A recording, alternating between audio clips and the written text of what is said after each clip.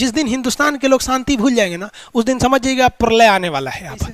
कहा कि देखिए सर, अगर हम आतंकवादी का साथ देंगे ना तो सेना हमको मार देगी, खोज के मार देगी, 1 महीना बाद मार देगी, 2 महीना बाद मार देगी, क्योंकि हम आतंकवादी का साथ दिए, गलत किए। और अगर हम आतंकवादी का साथ नहीं देंगे ना, सेना का साथ देंगे कि आतंकवादी आया तो आतंकवादी हमको मार देगा।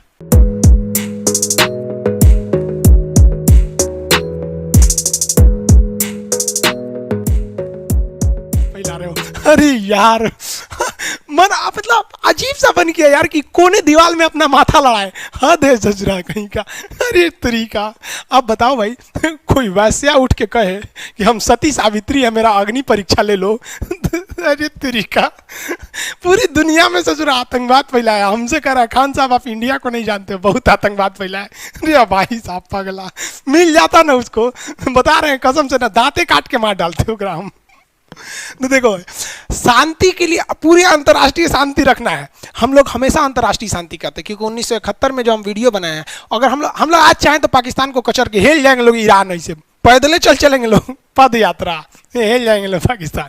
लेकिन अंतर्राष्ट्रीय शांति रखते हैं। जो भी संधि किए हैं हम लोग ने, समझौता किया, हम लोग अपनी जान पर खेल कर हम लोग ने रूस का साथ दिए थे। वो अलग बात है कि रूस ने भी हमारा साथ दिया था। हम लोगों ने मालदीव में जब सरकार बदल दी गई थी, वहाँ की सेना ने तख्ता पलट किया था, तो हम लोग ने अंतर्राष्ट्रीय शांति और संधि के लिए हम लोग ने अपनी सेना भेजी थी वहाँ पर। यूगोस्लाविया में वहाँ के में विद्रोहियों गुट हो गए थे, तो वहाँ पर हम लोगों ने शांति स्थापित करने के लिए इंडियन आर्मी को भेजा था, वहाँ हमारे जवान शहीद हो गए थे। अफ्रीका में आज भी आतंकवादी वहाँ के आम नागरिकों को मारते हैं, तो हमारी सेना यूएनओ की ओर, यूएनओ जो है ना अंतर्राष्ट्रीय, यूएनओ भी बताएंगे आपको, बहुत धीरे धीरे आगे बढ़ेंगे। अंतर्राष्ट्रीय यूएनओ, जैसे मान लीजिए बिहार में क्राइम हो गया तो बिहार पुलिस देखेगी, इंडिया लेवल का क्राइम हुआ सीबीआई देखेगी। इंडिया के बाहर गया Bihar police, UP police, India की पुलिस, सबका पावर खत्म, कौन देखेगा? हमारे यहाँ कोनो मर्डर करके विदेश भाग गया तो कौन देखेगा? आपकी इंडिया की पुलिस जाएगी, सुप्रीम कोर्ट जाएगा, खत्म। सुप्रीम कोर्ट वहीं जहां तक भारत का क्षेत्रफल है, वहां कौन देखेगा? यूएनओ। तो यूएनओ के कहने पे भारतीय सेना जाती है, अपनी बहादुरी से लड़ती है। वहां कर्नल रैंक के अधिकारी शहीद हो जाते हैं। कर्नल को कहा जाता है उस यूनिट के पिता के समान होता है वहां पर। तो कर्नल यूनिट का सिपाही हमारे यहाँ का शहीद हो गए, किस लिए? अंतर्राष्ट्रीय शांति हो सके, क्योंकि हम लोग सनातन संस्कृति वाले हैं। हम लोग वसुधैव कुटुंबकम को मानते हैं, वरना न इस देश की ना आदि था ना अंत था। जब दुनिया में किसी का नाम नहीं था तो यहाँ सिंधु सभ्यता में शहरी पनप रही थी, विश्व गुरु का था यहाँ पर। लेकिन लोगों ने, हम लोग अगर अपनी शांति, जिस दिन हिंदुस्तान के लोग शांति भूल जाएंगे ना, उस दिन समझ जाइएगा प्रलय आने वाला है यहाँ पर। तो हम लोग हमेशा अंतर्राष्ट्रीय शांति को मानते हैं। आपको अगर याद होगा तो 2000 हम आपको 14 की बात बताते हैं।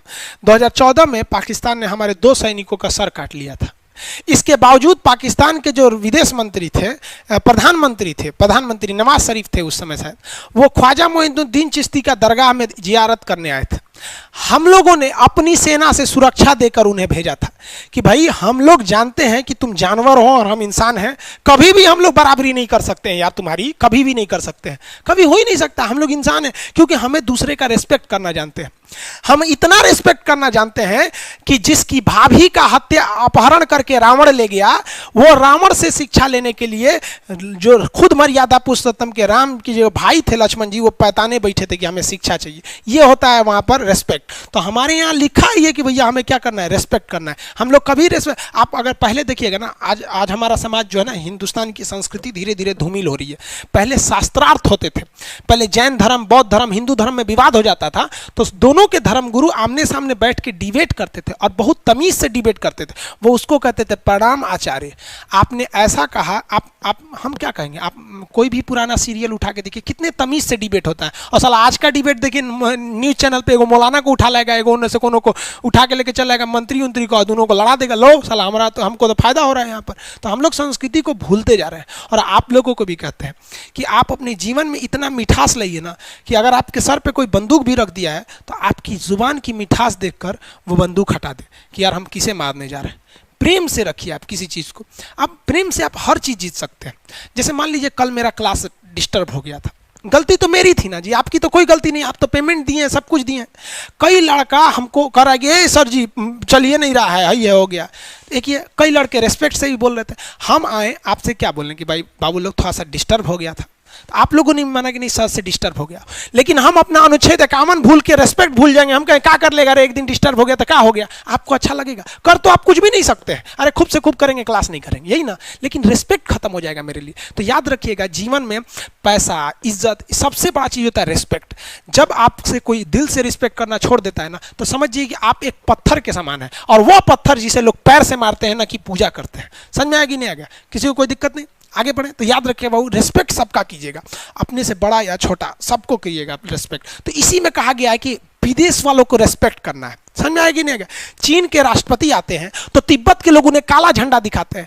हम अपने तिब्बतियों भाई को लाठी से पीछे करते हैं कि देख भैया, हम तुम्हारी इज्जत करते हैं, तुम्हें हम खाने पीने के लिए देते हैं, तुम हमारे देश के नहीं हो, फिर भी तुम्हें रखते हैं, इज्जत से रखते हैं, धर्मशाला हिमाचल प्रदेश में जगह दिए। लेकिन इसका मतलब यह नहीं कि हम अपने संविधान को भूल जाएंगे, हम अपने संस्कृति को भूल जाएंगे। नहीं, हमारा दुश्मन भी है, लेकिन हमारे अगर जमीन पर पधारा है तो यह पावन धरती हिंदुस्तान की है, यहाँ दुश्मन भी सम्मान से जीता है और उसे जीने का अधिकार है, क्योंकि यह दुनिया का इकलौता देश हिंदुस्तान है जहां दुश्मन भी सर उठाकर जीता है। इस देश को गाली देने वाला भी शान से कहता है कि हम क्या कर लोगे तुम यहाँ पर, क्योंकि हमारी संस्कृति है। अब बेटा, जिस दिन हम लोग संस्कृति भूल जाएंगे ना, उस दिन साला तुमको पृथ्वी पे भागने के लिए जगह कम पड़ जाएगा, भागेगा कहां पर। लेकिन हमें अपनी संस्कृति बचा के रखना है, क्योंकि पाकिस्तान और चाइना की लड़ाई के बीच में हमें उनसे बेहतर बनना है, ना कि उनसे बुरा बनना है। तो हमें दूसरे का रेस्पेक्ट करते हैं। चीन के राष्ट्रपति भी आते हैं तो हम लोग तिब्बती विरोधियों को साइड करा देते हैं, उनकी गाड़ी चली जाती है। कभी हम लोग ऐसा विरोध नहीं करते, किसी दूसरे के साथ नहीं करते हैं। समझ में आ गया कि नहीं? और इसमें एक और कहा गया है कि अगर कोई भी इंटरनेशनल विवाद हो जाता है तो किसी दूसरे सीनियर को बुलाकर आप उसमें क्या कीजिए, आर्बिट्रेरी का काम करिए। आर्बिट्रेरी का मतलब क्या होता है? मध्यस्थ व्यक्ति को बुलाइए जो दूसरे में सुलझा दे। कैसे? आप लोग बचपन में झगड़ा कर लेते थे, दो आदमी स्कूल में 5-6 में पढ़ रहे होंगे तो झगड़ा कर लेते होंगे, तो टीचर आते होंगे, तुम क्यों बदमाशी की हो, तुम क्यों बदमाशी की हो, तो टीचर की दोनों बात सुन के हाथ मिला लेते होंगे। होते हैं कि नहीं होते? तो संविधान में कहा गया कि जब भी अंतर्राष्ट्रीय विवाद होगा तो आप मध्यस्थता का काम कीजिएगा। और इसी वजह से ससुरा कश्मीर का मुद्दा अटक गया। हम लोगों ने कश्मीर में मध्यस्थता उस आदमी से मांगने की कोशिश की जो पाकिस्तान से, कि पाकिस्तान बनाने के बाद भगवान भी अपनी गलती पे पछता रहा होगा। समझ में आ गया कि नहीं आ गया? कि हमने कहां से कहां इसको बनाया, यहाँ पर वही हाल हो गया। यहाँ पर हम लोगों को लगा कि मध्यस्थता करेंगे, कहेंगे यूएनओ से कि आप कश्मीर का मुद्दा सल्टा दीजिए, लेकिन क्या कीजिएगा वहां पर? इतना ना आतंकवाद फैला दिया वहां पर कि खुद कश्मीर के लोग परेशान है। एक कश्मीर के आदमी से हम बात किए थे, वो कहा कि जानते हैं सर, दुनिया में नरक देखना है तो हम लोग की ज़िंदगी देख लीजिए। तो हम कहे भाई ऐसा कहे कर रहे हो, हम तो सुनते हैं कि कश्मीर में स्वर्ग है। कहा कि सर हम लोग की ज़िंदगी नरक है। हम कहे कैसे?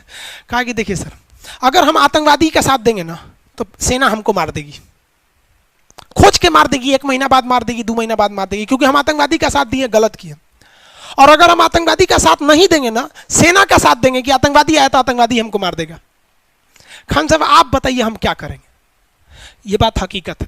कश्मीर में जो वहां के कुछ चंद नेता लोग अपनी फायदा के लिए ऐसा बवाल मचा दें कि जो वहां शांति से रह के जीना चाहता है ना, उसके आगे 2 ऑप्शन छोड़ा है सर, या आतंकवादी की गोली से मरोगे या सेना की गोली से मरोगे। बहुत गलती हो गया। इसलिए हम आप सबको कहते हैं कि आपका एक कदम आगे आने वाले कई पीढ़ियों को बर्बाद कर देगा, इसलिए कभी गलत कदम मत उठाइएगा। वहां कुछ गलत कदम उठाए गए थे 1990 के दशक में, पंडितों को भगा दिया गया वहां से, अजय भाल है भैया, भगा दिए। कितना बेहतरीन मौका था कश्मीरियों के लिए। पंडित, वहां के जो कश्मीरी पंडित थे, उन्हें अपने भाईचारा की तरह रखते। अपने हाथ से तुम कुछ नहीं करते, तुम अपने हाथ से अगर उन पंडितों को खाना खिलाते ना, एक फोटो भी भेज देते, तो लोगों के दिल में इज्जत बढ़ जाती कि हमारे कश्मीर के भाई कितने अच्छे हैं जो ब्राह्मणों को खाना खिला देते हैं। अरे कम से कम इतना तो कर। लेकिन क्या किए साले, लतिया के भगा दिए वहां पर। बहुत बड़ा तुम्हें जन्नत मिल गया यहाँ पर, और तुम सोचते हो कि हमारी सेना इज्जत करके देखेगी। यहाँ पर तुम ज्यादा हो तो तुम इसका मतलब कुछ कर दोगे। हाँ, हद हो गया यार, खुद चौपट करते हो अपने। यार बस क्या करोगे यार, माथा फोड़ ले हम अपना। ऐसा पढ़ेगा सब संविधान तब ना।